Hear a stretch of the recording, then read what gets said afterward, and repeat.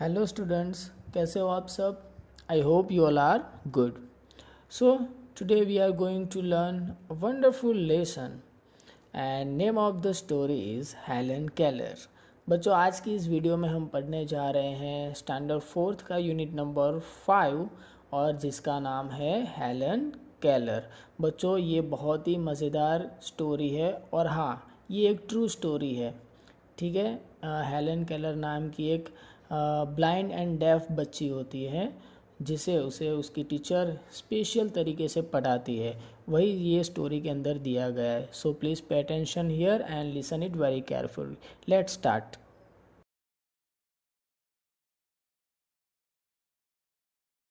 Now, first of all, you have to open your textbook and turn the page number 81.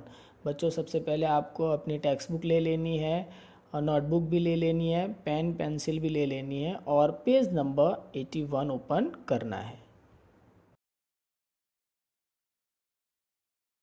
Now, first of all, we have to understood the keywords properly. So, let's start. Our first word is dearly. DEARLY. It means lots of love. Dearly का मतलब होता है ढेर सारा प्यार और बहुत ही प्यार से. Next word is illness. Illness का मतलब होता है बीमार होना या बीमारी. Next word is important of a great value. Important यानी बहुत ही कीमती. Next word is comb. COMB. It means कंघी. जो हम हमारे हेयर को ठीक करने के लिए जो यूज़ करते हैं कंघी, उसे कहते हैं कोम. नेक्स्ट वर्ड इज एग्री और उसका पास्ट फॉर्म है एग्रीड. ओके, तो एग्री का मतलब होता है सहमत होना.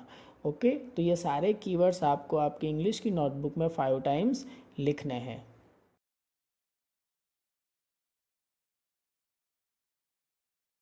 Now another stage is model reading of the unit. Let's start. Please pay attention here and turn the page number 81.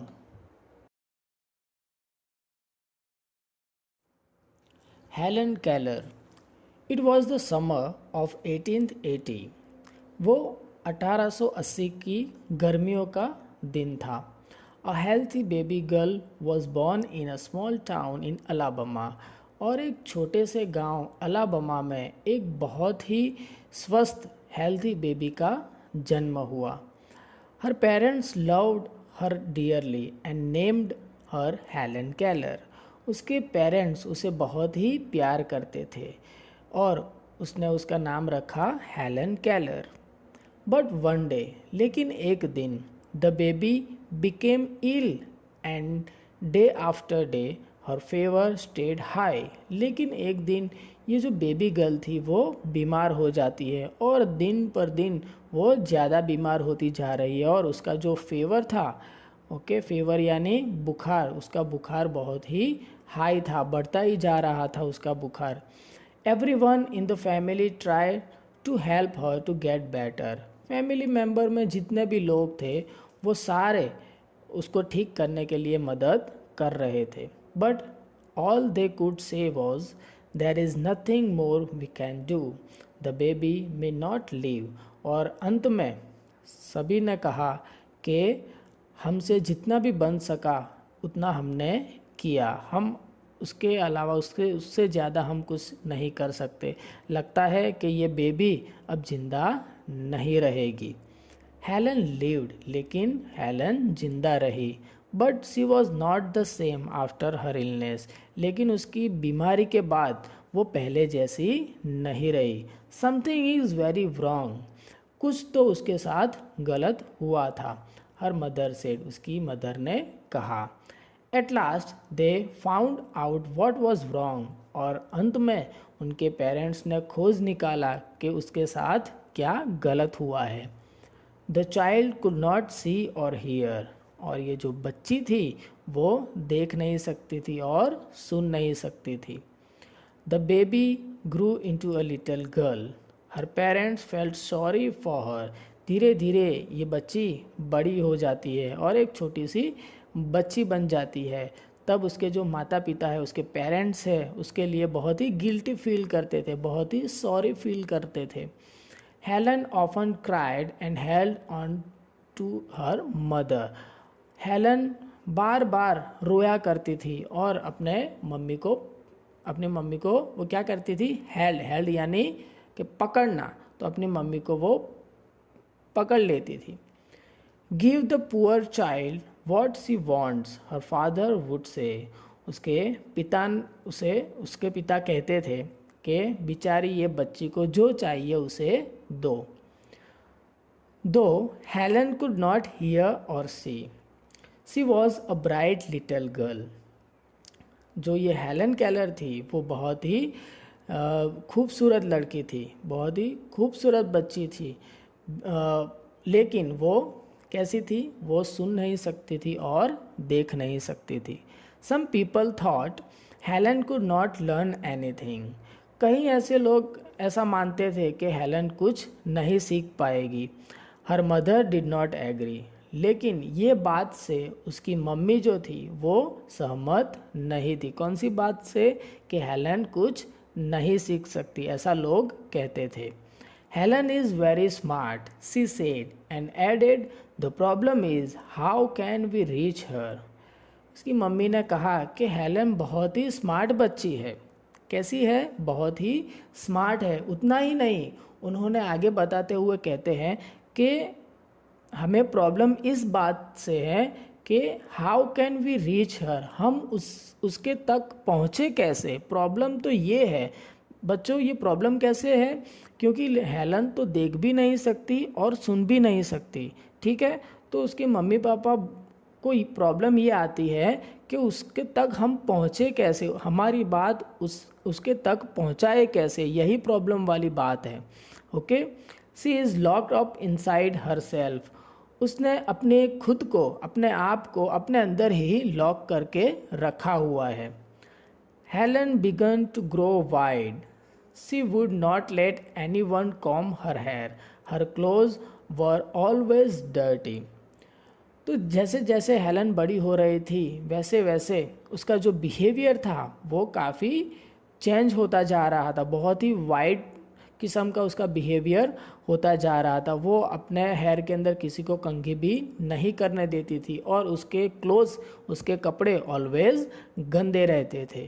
Please turn the page. She was often angry. वो बारी बारी गुस्सा हो जाया करती थी। Sometimes she even lay on the floor and kick her feet. और कई बार तो वो ज़मीन पे, फ्लोर पे, ठीक है, वो सो जाती थी और लाते मारती थी। Her parents thought that they should find a teacher for her. उसके पेरेंट्स ने सोचा, उसके मम्मी पापा ने सोचा कि हमें उसके लिए एक शिक्षक को फाइंड आउट करना चाहिए, एक शिक्षक की खोज करनी चाहिए। Miss Sullivan, a young teacher, agreed to help Helen to learn to see the world. Miss Sullivan नाम के एक टीचर जो यंग थे वो हेलन को दुनिया दिखाने के लिए और दुनिया को कैसे देखते हैं वो सिखाने के लिए तैयार होते हैं, एग्रीड होते हैं। Miss Sullivan gave Helen a doll. जो मिस सुलिवान जो यंग टीचर थे, ओके, जो बच्चे देख नहीं सकते, बोल नहीं सकते, ठीक है, उनके स्पेशल टीचर होते हैं। तो ये मिस सुलिवान वो स्पेशल टीचर थी जो हेलन को वो सिखा रहे थे कि किस तरह बातें करनी हैं, वॉटेवर। तो मिस सुलिवान क्या करती है, हेलन को एक डॉल देती है, एक गुड़िया देती है। DOLL स्पेल्स डॉल, और वो स्पेल्स करती हैं DOLL। She spelled the word with her fingers into Helen's hand। तो बच्चों, ये जो मिस सुलिवान थी, जो टीचर थी, वो हेलन के हाथ में अपनी फिंगर से DOLL स्पेल्स करती है। यानी कि फर्स्ट ऑफ ऑल उसने क्या किया, पहले उसने उसके हाथ में डॉल दी, गुड़िया दी, उसके बाद हेलन के हाथ में वो डॉल का स्पेलिंग लिखती है DOLL। She made the letters with special hand sign. वो लेटर को, लेटर यानी DOLL, ओके, वो लेटर को हेलेंस के हाथ में स्पेशल साइन के द्वारा लिखती है। Helen copied her teacher and spelled DOLL to.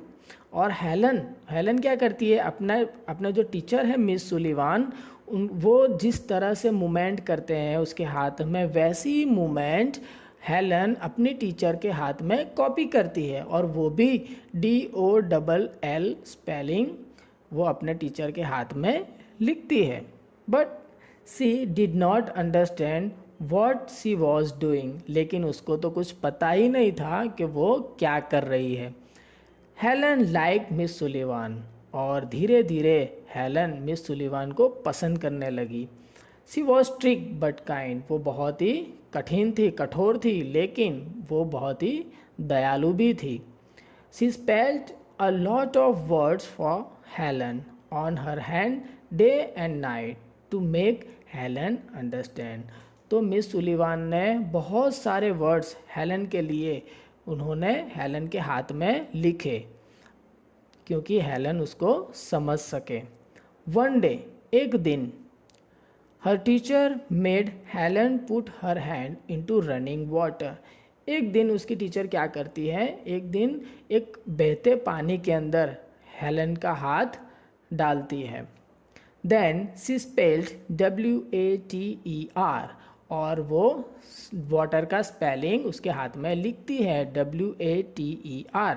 Suddenly Helen understood that WATER meant something wet running over her hand। और जैसे ही उसके हाथ में वाटर का स्पेलिंग मिस सुलिवान लिखती है, तो हेलन सडनली, अचानक ही वो समझ जाती है, हाँ, वाटर का मतलब क्या होता है कि कुछ गीला और कुछ हाथ पर से गुजरता हो, उसे कहते हैं WATER। She understood that words, वो सारे वर्ड्स समझने लगती है। Please turn the page.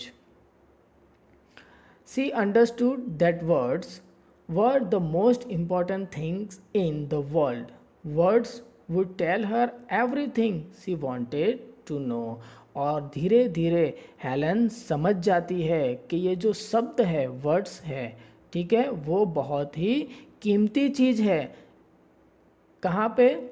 ये दुनिया के अंदर ये जो वर्ड्स है वो बहुत ही कीमती चीज़ है।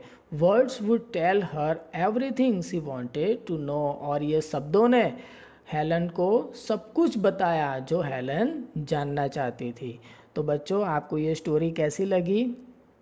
Very good. तो ये बच्चों, ये एक ट्रू स्टोरी है, ठीक है। हेलन केलर तो वो देख नहीं सकती थी, सुन भी नहीं सकती थी, फिर भी वो इतना सारा, जो इतनी सारी पढ़ाई करती है, ठीक है। तो आपके पास तो सब कुछ है, तो आपको भी पढ़ाई करनी चाहिए। Thank you for attention. See you soon. Have a nice day.